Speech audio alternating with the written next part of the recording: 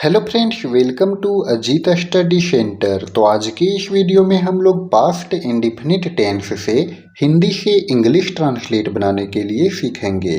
तो चलिए शुरू करते हैं आज के इस वीडियो को। तो यहाँ पर समझिए, पास्ट इंडिफिनिट टेंस या सिंपल पास्ट टेंस, इसका बनाने का नियम होता है subject plus V2 plus object. यानी कि कोई भी वाक्य में, जैसे कि यहाँ पर वाक्य है हम लोग कल वहाँ गए, तो सबसे पहले इसमें सब्जेक्ट को लिखना है। उसके बाद जो वर्ब रहेगा उसका सेकेंड फॉर्म को लिखेंगे और उसके बाद ऑब्जेक्ट को लिखेंगे। उसके बाद ये ट्रांसलेट बन जाएगा। जैसे कि देखिए, एग्जाम्पल के रूप में है हम लोग कल वहाँ गए। तो यहाँ देखिए सब्जेक्ट है हम लोग, तो हम लोग का इंग्लिश क्या होता है वी, तो वी लिख दिए। उसके बाद देखिए वर्ब यहाँ पर क्या है, क्रिया। क्रिया है यहाँ पर गए, यानी कि जाना। ठीक है, तो जाना का इंग्लिश होता है गो, लेकिन यहाँ पर है गए, यानी कि वर्ब का सेकेंड फॉर्म का प्रयोग करना है। तो गो वेंट, तो यहाँ लगा दिए वेंट, वी वेंट।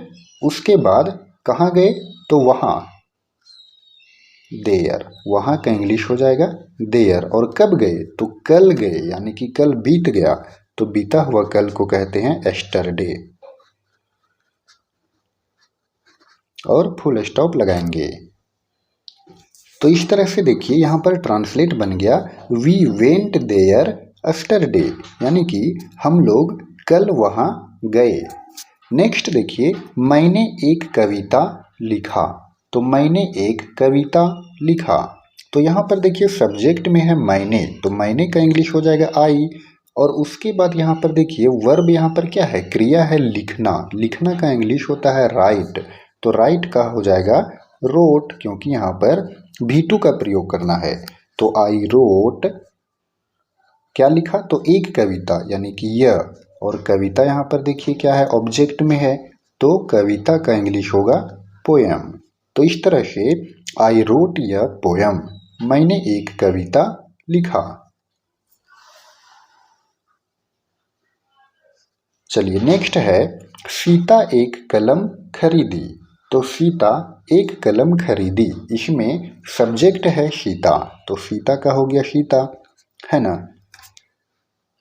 अब यहाँ पर देखिए कि वर्ब क्या है, तो वर्ब यहाँ पर यानी कि क्रिया है खरीदना, तो खरीदना का होता है बाय, इसका सेकेंड फॉर्म होगा बाउट।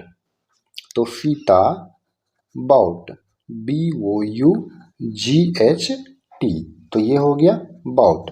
और उसके बाद देखिए यहाँ पर एक कलम, ठीक है, तो यह पेन, और फुल स्टॉप लगा देंगे। तो इस तरह से सीता एक कलम खरीदी, तो हो जाएगा ट्रांसलेट इसका सीता बाउट य पेन। नेक्स्ट है मेरी माँ एक खिलौना लाई। तो यहाँ पर सब्जेक्ट है मेरी माँ, मेरी माँ यानी कि माय मदर, माई मदर। उसके बाद देखिए यहाँ पर V2 यानी कि वर्ब, यहाँ पर क्रिया है लाना, तो लाना का होता है ब्रिंग, तो ब्रिंग का सेकेंड फॉर्म होगा ब्राउट, तो ब्राउट लिख दिए। उसके बाद देखिए वो क्या लाई, तो एक खिलौना लाई, यानी कि यह टॉय, और फुल स्टॉप लगाएंगे। तो देखिए मेरी माँ एक खिलौना लाई, माई मदर ब्राउट या टॉय। नेक्स्ट है उसने मुझे एक पुस्तक दी। तो उसने यानी कि उसने हो जाएगा ही, ठीक है, तो ही। उसके बाद यहाँ पर है वर्ब देना, तो देना का होता है गिव, तो गिव का सेकेंड फॉर्म हो जाएगा गैव। तो ही गैव, किसको दी, तो मुझे दी, तो मी यहाँ पर पहले लिखेंगे। और क्या दी, तो एक पुस्तक, यह बुक, तो पुस्तक जो है वो यहाँ पर ऑब्जेक्ट है, तो ही गैव मी य बुक। नेक्स्ट है वे लोग वहाँ गए। तो वे लोग वहाँ गए, तो वे लोग का इंग्लिश हो जाएगा दे। और यहाँ पर देखिए वर्ब है जाना, ठीक है, तो जाना का गो, लेकिन यहाँ पर इसका सेकेंड फॉर्म होगा वेंट, दे वेंट। कहाँ गए, तो ऑब्जेक्ट में है वहाँ, यानी कि देयर। तो इस तरह से दे वेंट देयर, वे लोग वहां गए।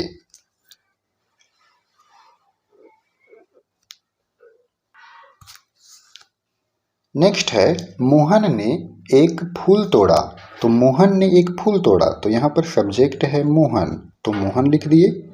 उसके बाद यहाँ है फूल तोड़ना का होता है प्लक, प्लक प्लक्ड प्लक्ड, ठीक है। तो यहाँ पर सेकेंड फॉर्म हो जाएगा प्लक्ड। मोहन प्लक्ड, क्या तोड़ा, तो यह फ्लावर, और फुल स्टॉप लगाएंगे। तो मोहन ने एक फूल तोड़ा, मोहन प्लक्ड या फ्लावर। वह नदी में नहाया, तो वह नदी में नहाया, तो वह का इंग्लिश हो जाएगा ही। और यहाँ पर देखिए क्या है, नहाना, नहाना का बाथ सेकेंड फॉर्म होगा बाथड, तो ही बाथड। कहाँ नहाया, तो नदी में, यानी कि इन द रिवर, और फुल स्टॉप लगाएंगे। तो इस तरह से देखिए ही बाथड इन द रिवर, वह नदी में नहाया। तो ये हो गया इसका इंग्लिश ट्रांसलेट।